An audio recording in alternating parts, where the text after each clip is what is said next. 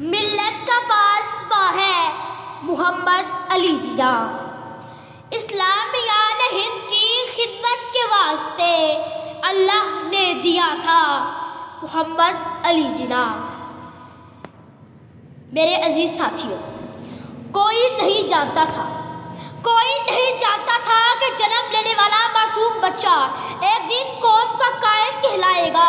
علی وقار وہ بچہ تھا تو معصومیت کا پیکر، نونہال ہوا تو اپنے ہم عمروں کے لیے اچھائی کی زندہ و جاوید مثال، جوان ہوا تو محنت و شرافت کو ساتھ لے کر، اور بڑھاپا جناح کے لیے محنت لے کر آیا، اور یوں کل کا محمد علی جناح آج کا قائد اعظم بن گیا۔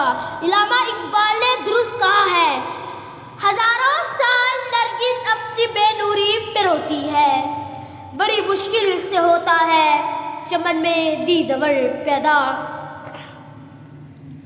میرے عزیز ساتھیوں، ہمارا محسن وہ عظیم قائد تھا جس نے سجدہ گاہوں کی توقیر و حرمت کو قائم رکھا، جس نے خاموش مسلمانان ہند کو عزت نو بخشا۔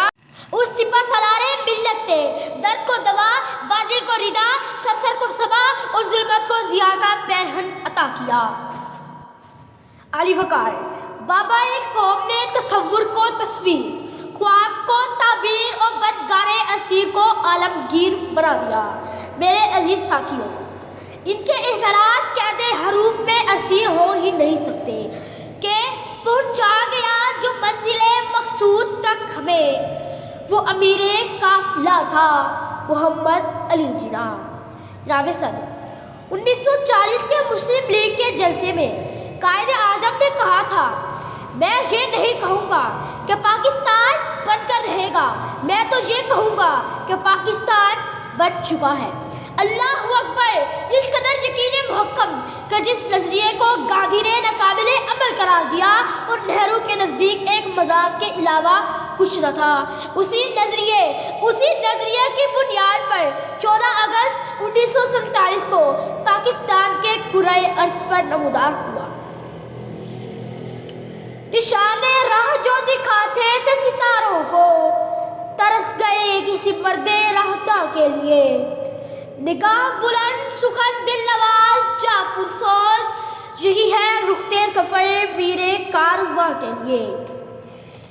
اے ملت کے پاسبانوں، اے ملت کی کشتی کے نگہبانوں، خدا را آنکھیں کھول کے آج کے حالات کو دیکھو کہ ہمیں رب لم یزل کے آگے دستے دعا کی ضرورت ہے کہ اے ہمارے پروردگار، ہمیں اتحاد و اتفاق عطا کر، ہمیں نظریہ پاکستان پہ عمل کرنے کی توفیق دے، آمین۔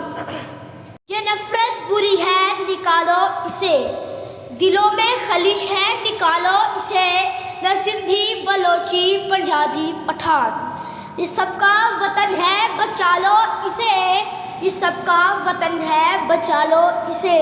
شکریہ۔